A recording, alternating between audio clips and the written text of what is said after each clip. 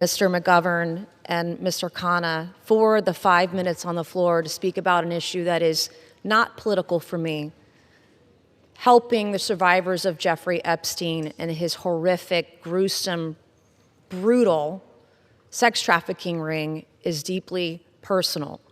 And while we often have many disagreements about a lot of issues, maybe most issues, today they are allowing us to speak on the floor, and I want to thank my colleagues, Congressman Mace, Marjorie Taylor Greene, and Lauren Boebert, the four of us making history today over the discharge petition and delivering justice for those who have desperately fought for it for, in some cases, almost 30 years.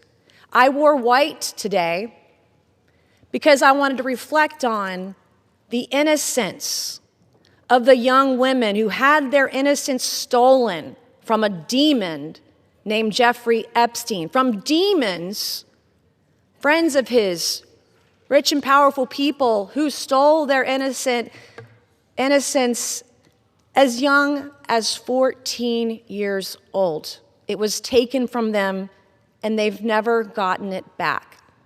I'm also wearing white today to recognize the courage that it takes for women to come forward, the sacrifices to them personally, professionally, financially, the embarrassment, the humiliation, the shame that we still deliver on the backs of women who have been brutalized, who've been raped, who've been assaulted. The shame that the media pours over their heads, that their colleagues, their friends, their neighbors, their loved ones, because you come forward and because you talk about sexual assault, you are not a slut. It's not because of what you wore. You're not a whore. But that's how women are treated, and you're not lying. And I want every woman to know, every Epstein survivor to know, every woman across the country who is a survivor, who is a victim of assault, that today, we see you. And this fight and this vote tonight, I see it is about the Epstein victims, but it's about much more than the Epstein victims. This is about the powerless, taking power away from the very powerful. This is about giving women who never had a voice, giving a voice to the voiceless. This is about their sacrifice. This is about having and recognizing their courage. This is about justice for the Epstein victims, but it's also about hope.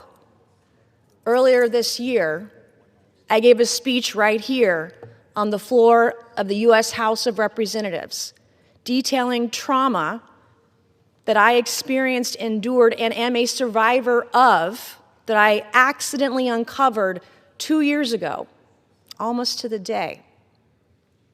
And today, I still don't have justice, like millions of women across the country. When I spoke out, I got attacked.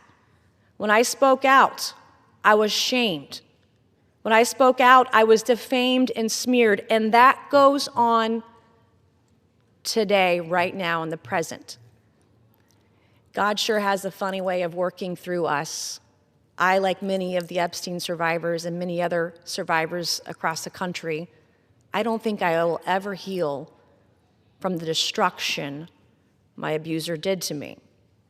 But I can heal by being a vessel and being a voice for all those who need it, and that's why we are here today. That is why I will never abandon a single survivor ever, and I will never waver. I spent my morning talking to law enforcement and others about another potential Jane Doe number 5, who may be another sexual assault victim in the case that I uncovered 2 years ago. It's very difficult for us to come forward, but I want to thank the women who have, the Epstein victims, the victims in the case that I uncovered. I want to thank all of you for being a voice, for giving me hope. Maybe one day I too can get justice. Thank you, and I yield.